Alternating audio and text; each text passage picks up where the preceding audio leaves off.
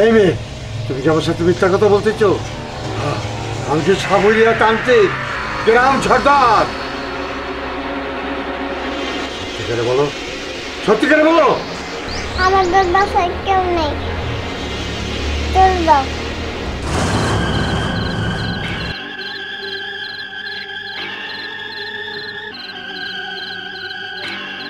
আয় চল আমার সাথে।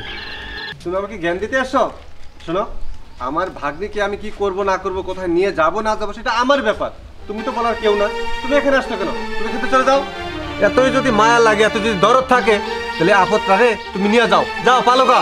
কি নিজের ভাগ্নিকে কেউ আপদ বলে? এই কি আদৌ আপনার আপন ভাগ্নি? আমার তো মনে হয় ওনার আপন ভাগ্নিই না।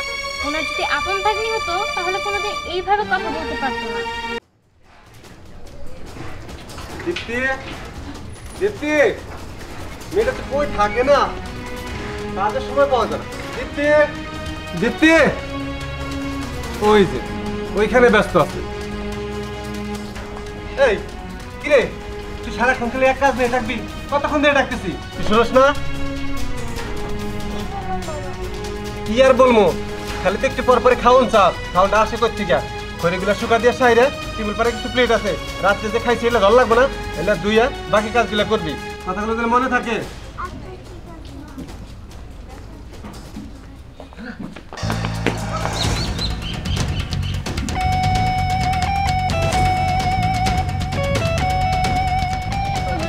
তাড়াতাড়ি ঘরে চলো। হ্যাঁ, এই ঘরে চলো, আমরা লুকাই। দাঁড়াও।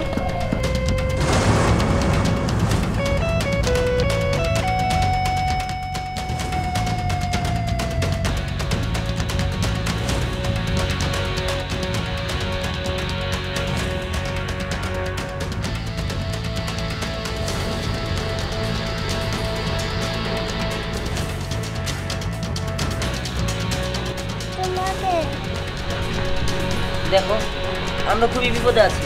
হ্যাঁ, আমাদের আশ্রয় দরকার। আমরা তোমাদের বাড়িতে কিছুক্ষণের জন্য আশ্রয়ের জন্য এসেছি। ও আচ্ছা,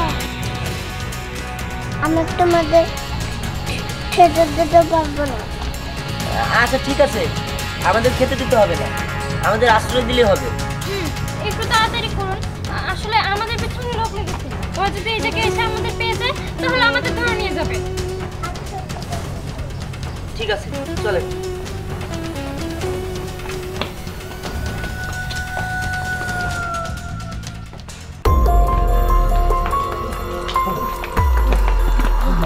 সর্দার কোন দিকে গেল? সর্দার, আমার মনে হয় কি নাগ নাগিনী আমাদের হাত থেকে পালিয়েছে। না, ও আমার হাত থেকে কোনোদিন পালিয়ে থাকতে পারবে না। আমি 30 বছর ধরে আমি পোষার থেকে মন্ত্র শিখাইছি। ওই নাক নাগিনীর ধরে মাথা মনিটা নিলি আমি কোটি কোটি টাকার মালিক হয়ে যাবো।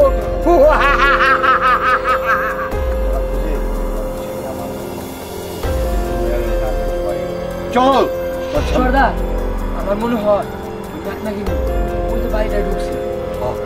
তোমরা সেদিন চল আমার সাথে।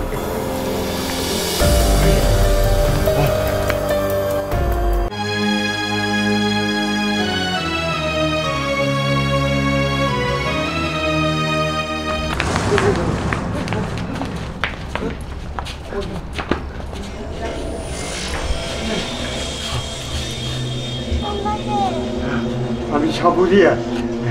তোমার বাসায় কি নাক নাগিনী ঢুকছে? কিছুই ঢুকে নাই। কই গেল তাহলে? ওরা কোথায় গেল? এই মেয়ে, তুমি কি আমার সাথে মিথ্যা কথা বলতেছ? আমি যে সাবরিয়া তান্ত্রিক, গ্রাম সর্দার। সত্যিকারে বলো, সত্যিকারে বলো। আমাদের বাসায় কেউ নেই, চল দাও।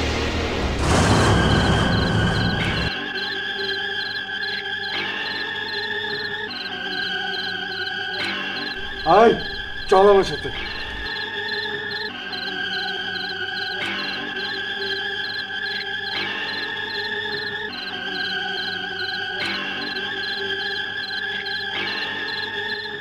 তুমি আমাদের জীবন বাঁচিয়েছো, তোমাকে অনেক অনেক ধন্যবাদ। তুমি পাশে না থাকলে হয়তো আমরা বাঁচতাম না।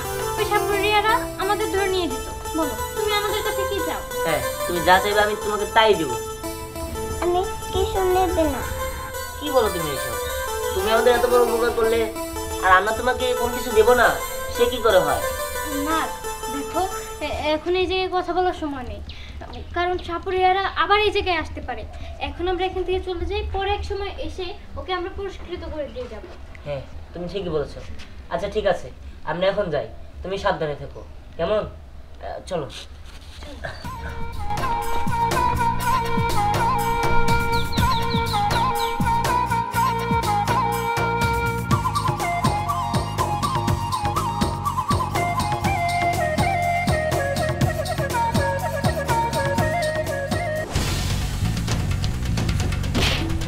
এই রে, এদিকে এসো। কি ব্যাপার, তুমি এভাবে যাচ্ছ কেন? যাত্রার লোকে ধাক্কা লাগছে, তুমি চোখে দেখছো না?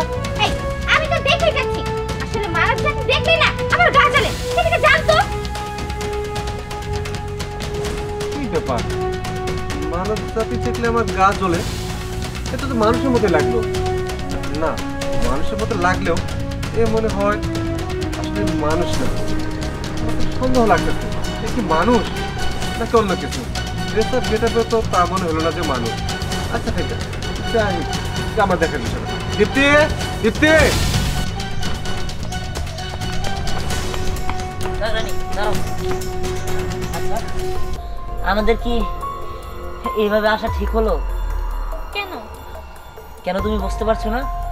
একটা মেয়ে, একটা পিচ্চি মেয়ে আমাদেরকে কতটুকু সাহায্য করলো, আর আমরা তাকে পুরস্কৃত না করে চলে আসলাম। আমার মনে হয় না যে তাকে পুরস্কৃত না করা পর্যন্ত আমরা স্বর্ণমহলে যাব, জিনিসটা খারাপ দেখায়। তাই আমি বলছি কি, কিছু একটা করতে, আমরা পুরস্কৃত করে তবেই স্বর্ণমহলে যাব। কিন্তু ওখানে গেলে আমাদের বিপদ থাকতে পারে, সাপুরিয়ারা যেভাবে আমাদের পিছনে লেগে আছে যখন তখন আমাদের ধরে ফেলতে পারে। হ্যাঁ, তাও অবশ্য ঠিক, কিন্তু একটা মেয়েকে তো পুরস্কৃত করাই উচিত। আরও কিভাবে থাকে না থাকে সেটা তো আমাদের দেখা উচিত। আমাদের যতই ক্ষতি হোক না কেন, চলো আমরা গিয়ে ওই মেয়েটাকে পুরস্কৃত করি। হ্যাঁ ঠিকই বলেছো, ওই মেয়েটাকে পুরস্কৃত না করে যাওয়াটা আমাদের ঠিক হবে না। নাগমহলে যাওয়ার পরে নাগমাতা যদি আমাদের জিজ্ঞেস করে তোমাদের জীবনকে বাঁচিয়েছে, তখন আমরা কি বলবো? যে ওই পিচ্চি মেয়েটা বাঁচিয়েছে এবং আমরা তাকে পুরস্কৃত না করে এসে পড়েছি। হ্যাঁ, আর তখন নাগমাতা আমাদের উপর বিশ্বাস হারিয়ে ফেলবে। তাই চলো যাই, আমরা তাকে পুরস্কৃত করে তবেই আমরা স্বর্ণমহলে ফিরে যাব। চলো দেরি না করে ওই দিকেই যাওয়া যাক। হ্যাঁ, যে আমাদের জন্য তার জীবন বাজি রেখেছে আর বাজি রেখে আমাদের বাঁচিয়েছে, তাকে আমরা পুরস্কৃত করেই তারপরে যাব। চলো। চলো।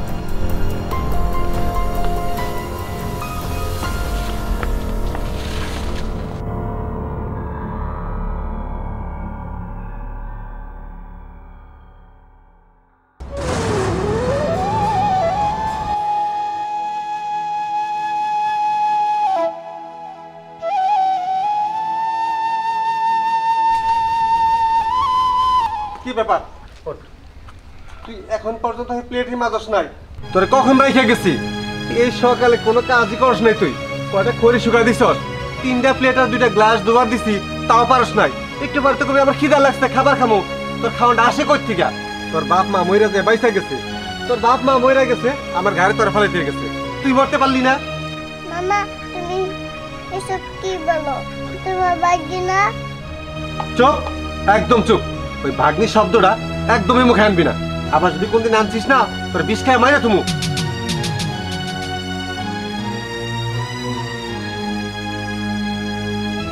শোন, প্লেটগুলা মাই যা, বাকি কাজগুলা করবি। আমি গোসল করে পরে একটা বিয়ার অনুষ্ঠানে যাবো।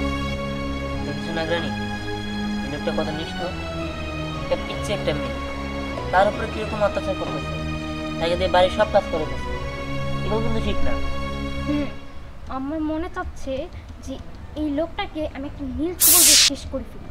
দাঁড়াও, আগে কিছু করা যাবে না, চলো ওদের যাই, যে তার মামাকে বুঝিয়ে বলি।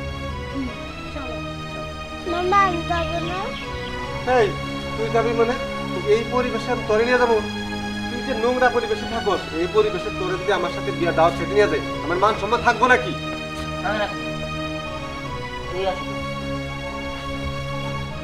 আচ্ছা, আপনি কেমন? হ্যাঁ, এদের একটা মাসুম বাচ্চা, আপনার একটা মাত্র ভাগ্নি, আর আপনি তারে দিয়ে এই যে প্লেট মাজান, আপনার ন্যূনতম জ্ঞানটুকু নাই। হ্যাঁ, ওর বয়স কতটুকু? আর তাছাড়া ও তো পিচ্ছি মানুষ, বাচ্চা মানুষ, ওর তো সব হয় যে আপনার সাথে যাইতে, কোনো জায়গায় যাইতে। আপনি ওরা দিয়া কাজ করান দেখলাম, তারপরে এই যে থালা বাসন মাজাইতেছেন, এগুলা কি? আপনি কি আসলে? হ্যাঁ, আপনার ভিতরে কি মনুষ্যত্ববোধ নাই? এই ছেলে, তুমি থামো। তুমি কে? তুমি আমাকে জ্ঞান দিতে আসছো? শোনো, আমার ভাগ্নিকে আমি কি করব না করব, কোথায় নিয়ে যাব না যাবো, সেটা আমার ব্যাপার। তুমি তো বলার কেউ না। তুমি এখানে আসছো কেন? তুমি এখানে চলে যাও। এতই যদি মায়া লাগে, এত যদি দরদ থাকে, তাহলে আপদটারে তুমি নিয়ে যাও। যাও, পালোকা। কি নিজের ভাগ্নিকে কেউ আপদ বলে? এই কি আদৌ আপনার আপন ভাগ্নি? আমার তো মনে হয় ওনার আপন ভাগ্নিই না। ওনার যদি আপন ভাগ্নি হতো তাহলে কোনোদিন এইভাবে কথা বলতে পারতো না। এতটুকু মেয়েটাকে কত নাই কষ্ট দেয়নি। শোনেন, আমরা ওকে প্রয়োজনে আমাদের সাথে নিয়ে যাব, তাই না নাগরাজ? হ্যাঁ, তুমি ঠিকই বলেছো। যেহেতু আপনার কাছে আপদ হয়ে গিয়েছে, এই আপদকে আমরা নিয়ে যাব। ওকে আমরা নাগমহলে নিয়ে যাব, আর নাগমহলে নিয়ে গিয়ে আমাদের সাথে রাখবো।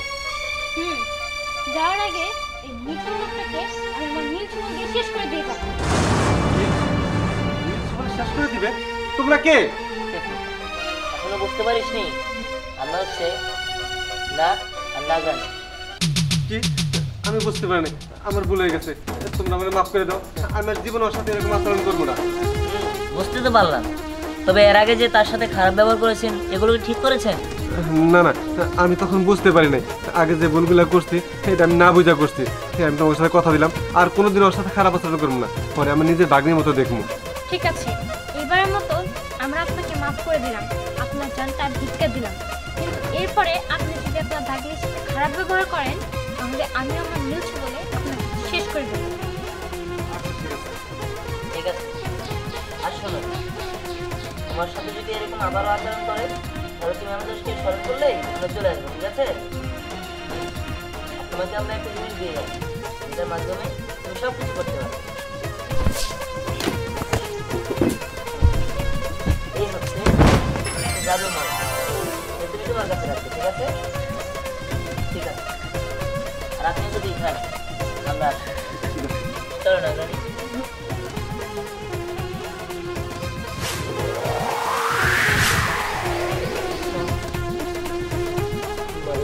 তোর সাথে আমি অনেক অন্যায় করছি, তোর সাথে অনেক ভুল করছি না, তুই আমার মাফ করে দিস। ঠিক আছে, আর কোনোদিন তোর সাথে আমি এরকম আচরণ করবো না। তোর আমি নিজের ভাগ্যের মতো দেখি, তোর সবসময় আদর করি, তোর সবসময় আমি ভালোবাসি।